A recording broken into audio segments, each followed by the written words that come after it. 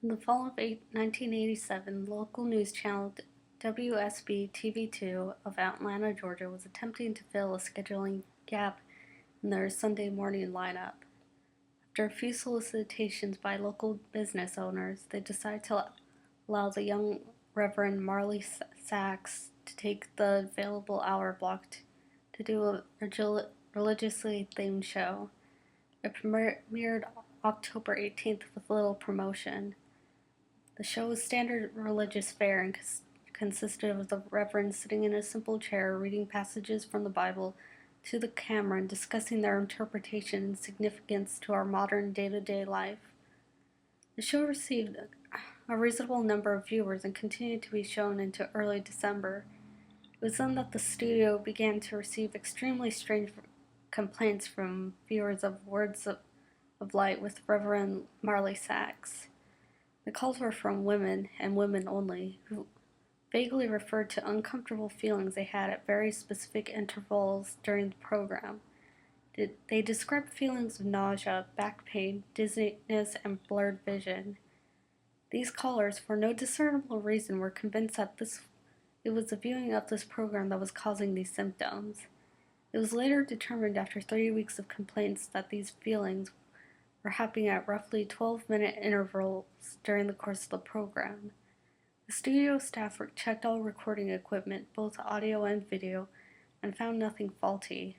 When the Reverend was made aware of these incidents, he merely shrugged and stated cryptically that some can't handle the voice of God.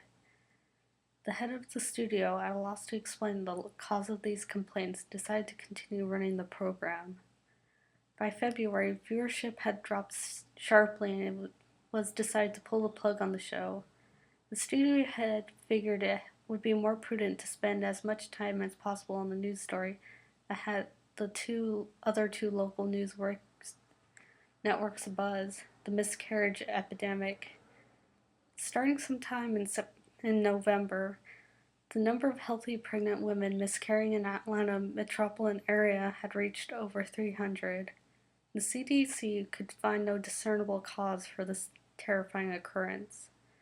The Reverend took the show's cancellation with what could only be described as abject indifference. When informed, he made no protest, merely nodded, almost knowingly. He left the studio after the last episode was filmed without so much as a word and dropped off the face of the earth. No one ever heard from him again, not his former congregation or any member of the church. The studio moved on, filling the slot with an infomercial and continued to concentrate on the miscarriage story. A year and a half later, an intern at the WSB studios discovered the tapes of Words of Light and began going through them in an attempt to find stock footage for an upcoming piece the station was doing on the impact religion had on the city. The Atlanta incident, as the miscarriage epidemic became known in the medical journals, petered out 3 months after the studio canceled the Reverend Sachs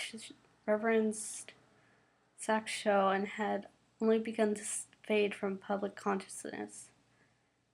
As the intern went through the tapes, he accidentally made a disturbing discovery about the footage. Well, while attempting to stop one recording at 10 minutes 45 seconds, he mistakenly jammed the fast forward button down. While the footage whizzed by, he attempted to pry up the button with a screwdriver. Just as he succeeded, the tape stopped at 32 minutes 1 second.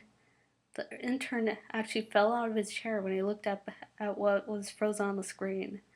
The image of a badly decomposed severed head filling up the entire frame. After he collected himself, he moved the film back a few frames, then forward, and realized that his mind was not playing tricks on him. He began going through the rest of the recording and soon discovered that at exactly 12-minute intervals, the image would appear for one frame. Thinking it was some practical joke being played on the new guy, he presented it to one of the film technicians, ready to be mocked. The technician was just as puzzled as him. No one had touched the footage since the cancellation of the show. After the studio had closed for the night, the intern convinced the tech to help him go through all the tapes of Words of Light. They discovered that every single episode had the same horrifying anomaly. They also realized that as the show progressed, the image had become more disgusting as maggots began to eat away at the loose flesh, and pieces of hair and skin seemed to have fallen off exponentially. The tech made clear to the intern that what they were seeing was technically impossible, since the film itself showed absolutely no signs of splicing. And he had himself been at every filming of the show and knew of no time when this image could have been inserted into the frame. All of this was presented to the studio head, who, fearing some kind of backlash over allowing this to get on the air, ordered all tapes to be destroyed. He told the intern and the tech that he had no interest in knowing who did it at this point, only that covering their collective asses is all that's important right now. He demanded that they mention this to no one. The tech easily moved on, remembering the incident as a darkly funny personal anecdote, but the intern wouldn't let it go. He made copies of as many tapes as he could before they were wiped, and took them to see if he could find anything else in them that might point to who did this or why they would. A week later, he attempted to rope the tech into helping him again, saying he believed he had discovered something even more disturbing than the images themselves. When the single frames were edited together in chronological order, the head's mouth appeared to be moving as if trying to form words. The tech, fearing for his job, told him to get rid of the copies and not talk about it again.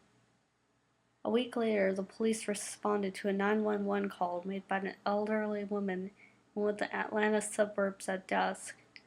She had heard terrible noises coming from her next-door neighbor's house where a young couple lived. She told the emergency responder that the wife was pregnant and that she was terrified that something had happened. When the officers arrived at the scene 20 minutes later, they found no lights in the windows or at the front door, and the front door ajar. They moved in slowly and made their way into the living room.